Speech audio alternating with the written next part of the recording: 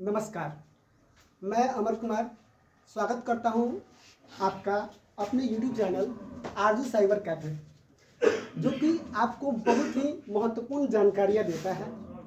और जानकारी की इस कड़ी में आपके लिए एक नई जानकारी लाई गई है, जो कि आपके जॉब के लिए आपका अधिकारी बनने का सपना पूरा करने वाला है। ये हम लोगों के लिए ये आप लोगों के लिए बहुत ही ज़रूरी है कि आप लोग सरकारी नौकरी की तैयारी करें।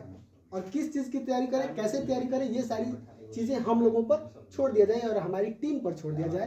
तो हम लोग देखते हैं हमारा जो आज की जानकारी है, बिहार पंचायत लेखपाल सह IT फॉर्म ऑनलाइन 2024। ये सिर्फ और सिर्फ बिहार पंचायत के लिए है, बिहार सरकार के द्वारा दिया गया है, जो कि बिहार पंचायत में लोगों की नियुक्ति होगी।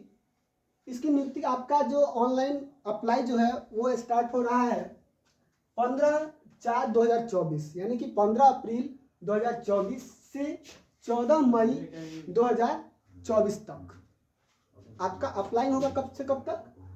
15 अप्रैल 2024 से 14 मई 2024 तक। टोटल पोस्ट की जानकारी लेते हैं। टोटल पोस्ट आपको होने वाला है 6570। कितना? 6570। कितनी सीटें होने वाली हैं? 6570 सीटें होने वाली हैं। ये बटा हुआ है मेल और फीमेल में। फिर आपकी जो कैटेगरीज हैं उन सारी कैटेगरीज में बटी हुई हैं। तो हम लोग इसमें देखते हैं कि किस वर्ग के लिए मेल के लिए कितनी सीटें हैं और फीमेल के लिए कितनी सीटें हैं। मेल फीमेल चलिए समझते हैं। देखिए, जनरल कैटेगरी के लिए मेल के लिए 1068 यानी कि 1068 सीटें हैं, जबकि फीमेल के लिए 575 यानी कि 575 सीटें हैं। उसी प्रकार EWS के लिए आते हैं हम लोग, तो यहाँ पर देखते हैं कि 427 सीटें हैं और फीमेल के लिए 230 सीटें हैं।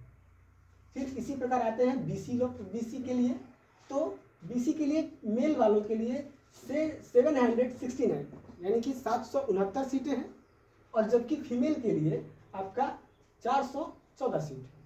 EBC के लिए आते हैं, तो EBC के लिए मेल के लिए 1068 सीटें हैं और फिर फीमेल के लिए 575 सीटें हैं।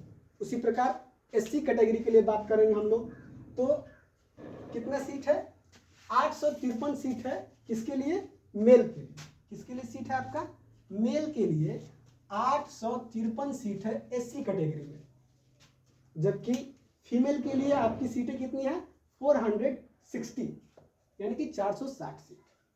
ST कैटेगरी के लिए आपके पास होगा 85 सीट। कितनी सीट?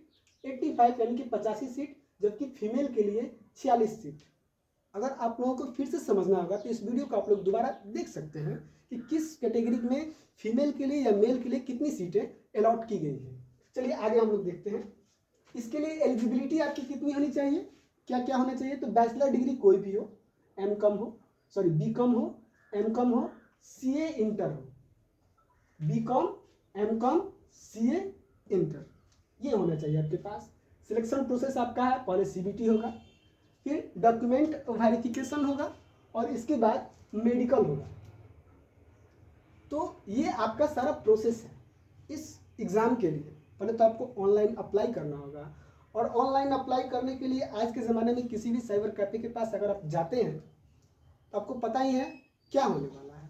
कुछ टाइम लगेगा, आधा घंटा 1 घंटा जितना भी लगे, लेकिन इसी टाइम को किल करने से बचाने के लिए हमारे पास एक आइडिया है। हम लोगों ने एक व्हाट्सएप नंबर डिज़ाइन किया है, और उस व्हाट्सएप नंबर पे अगर आप हमारे जो डिस्प्ले पे चल रहा है नंबर, उस पर आप अगर रिक्वायर्ड डॉक्यूमेंट्स भेज देते हैं तो आपका जो ऑनलाइन अप्लाई जिस भी फॉर्म को करना है वो तुरंत हो जाएगा। आपको कहीं भी जाने की ज़रूरत नहीं पड़ेगी। तो देख लेते हैं रिक्वायर्ड डॉक्यूमेंट्स क्या क्या हैं। आधार कार्ड है, फ़ोटो है, सिग्नेचर है, email ID and mobile number है, एजुकेशन क्वालिफिकेशन आपका होना चाहिए। जो भी एलिजिबिलिटी इसमें दी गई है उसके अनुसार आपका एजुकेशन क्वालिफिकेशन के सर्टिफिकेट्स होने चाहिए। अगला है आपका डोमिसाइल होना चाहिए। डोमिसाइल किसका? आपका जिस राज्य से है उस राज्य का डोमिसाइल होना चाहिए, कास्ट सर्टिफिकेट भी होना चाहिए, SC/ST सर्टिफिकेट भी होना चाहिए, NCL certificate BC EBC candidates के लिए NCL सर्टिफिकेट बहुत ही अनिवार्य है। अंत में इस वीडियो में आपको एक रिमाइंडर दिया जाता है कि अगर आपको इस फॉर्म को भरना है तो जिसके पास कास्ट सर्टिफिकेट यानी कि जाति प्रमाण पत्र, जिसके पास निवास प्रमाण पत्र यानी कि डोमिसाइल, या जिसके पास NCL सर्टिफिकेट ना हो, वो अपने जो डिस्प्ले पर जो नंबर आपको प्ले हो रहा है उस नंबर पर आपको कुछ रिक्वायर्ड डॉक्यूमेंट्स भेज देने हैं, जिससे कि आपको निवास प्रमाण पत्र, जाति प्रमाण पत्र या NCL बनाया मतलब कि अप्लाई कर दिया जा सकता है। तो उसके लिए आपको क्या क्या भेजना होगा, नोट कर लीजिए आप लोग क्या क्या भेजना होगा। देखिए, सबसे पहले आपको अपना फोटो भेजना होगा, उसके बाद आपको क्या भेजना होगा, सिग्नेचर भेजना होगा, ठीक है, ये सारी चीजें, और फिर आपका एक आधार कार्ड भेजना होगा। ये सारी चीजें आपको बहुत ही अनिवार्य रूप से जरूरी है। और जब ये आप भेज देते हैं तो आपका जो निवास प्रमाण पत्र है या आपका जो जाति प्रमाण पत्र है या आपकी जो NCL है, कैंडिडेट्स जो OBC कैंडिडेट्स के लिए हैं जरूरी है, तो वो सारी चीज़ें अगर आप भेज देते हैं तो आपका ऑनलाइन अप्लाई हो जाएगा।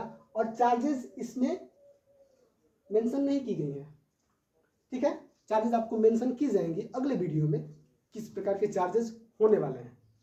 ओके, थैंक यू, मिलते हैं अगले वीडियो में, धन्यवाद।